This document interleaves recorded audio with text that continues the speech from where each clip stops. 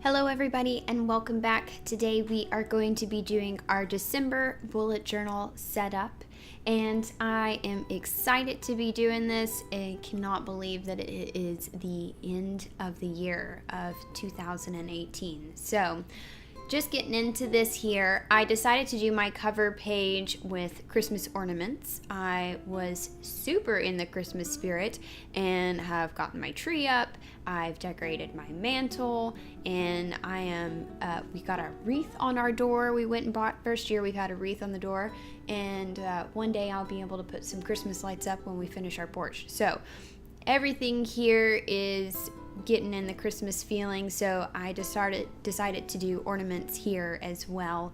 And I'm not really sure what I was thinking as I was coloring in these ornaments, and I battled with myself about whether I wanted to even color the ornaments in or just do doodles in them, almost like Zentangle ornaments. And I decided to color them in and went with some colors that I guess they don't really totally match, but that's okay. I decided to stick with it and not change anything. And I was using my graphics fine liner paint pen, and this is a big problem with those paint pens, is that they will gloop out a bunch of paint whenever you are using them. So if you have those, beware of that. Real gentle touch. I mean, the silver one did perfect, exactly what I was wanting, that metallic look without a big glop of paint, whereas the gold did not quite do that, so I had to fix it a little bit.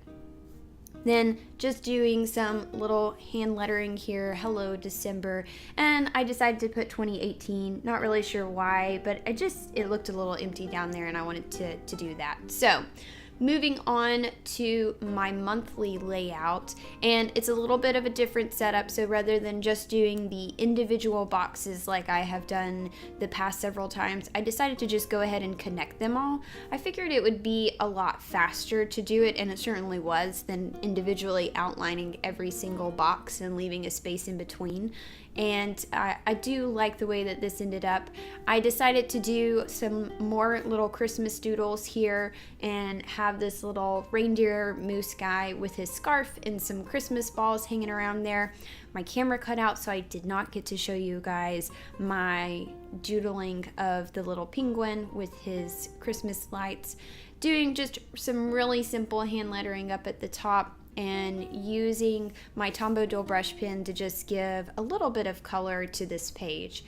I went back in and decided to do some more coloring. I figured I'd already colored on the first page, might as well keep going with that, even if I don't choose the right colors. And I was a little bit more picky this time around, and I think that these colors ended up matching a little bit better. I really enjoyed doing the lights on the string of lights the little penguin guy is holding, using my Signo Uniball gel white pen to color in all the white areas. And if you do not have this white gel pen and you've been using white gel pens, then you are missing out, because this pen, I just love this pen so much. I think I talk about it every single time I use it, so it is one of my favorites. And then going back in and just picking some fun colors for the Christmas light ornaments here, to just go ahead and color in with my little penguin guy, and some doing the little Christmas ornaments as well.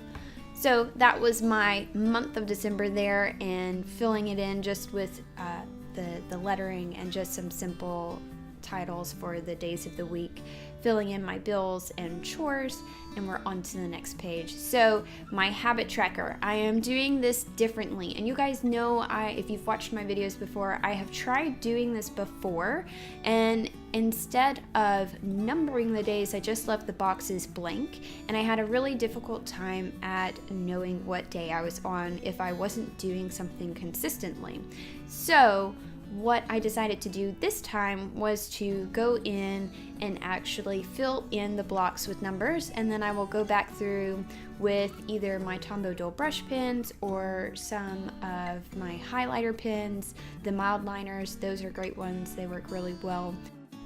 So I did not do a lot of decoration on this page because I figured after I go through with the highlighters or the Tombow dual brush pens coloring the days in that I'm doing my habit, it'll be pretty colorful anyways, and so I didn't think there would really need to be much more to this. I used my BUJO gel pen because it is a very fine tipped pen to go in and mark in the boxes. I figured if I used the Faber-Castell Pitt Artist pen, it would be too fat.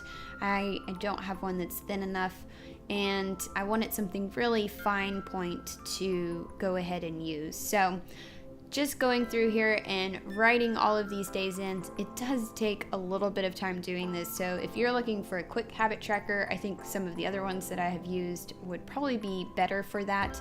But in the end, I think this one is going to be kind of a fun way to do it and have them all sort of separated out. Just going back in with my Tombow dual brush pen and writing in habit tracker in just a different little font. I am also doing my sleep tracker a little bit different.